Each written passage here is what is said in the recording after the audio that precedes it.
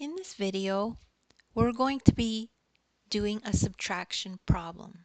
So if you have a problem that looks like this that says subtract 17 minus 8,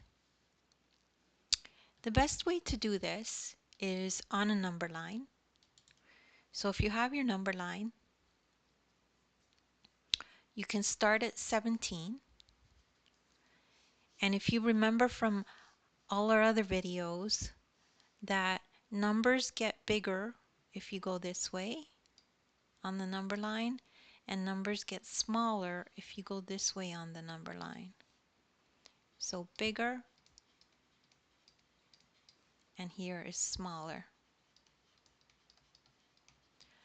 So we know because we're subtracting, the number is going to get smaller. So we know we have to go this way. So we start at 17 and we subtract 8. You could just subtract 8 and then you'll get the answer. So 1, 2, 3, 4, 5, 6, 7, 8. We subtracted 8 and we know that it's 9. The answer of 17 minus 8 is 9.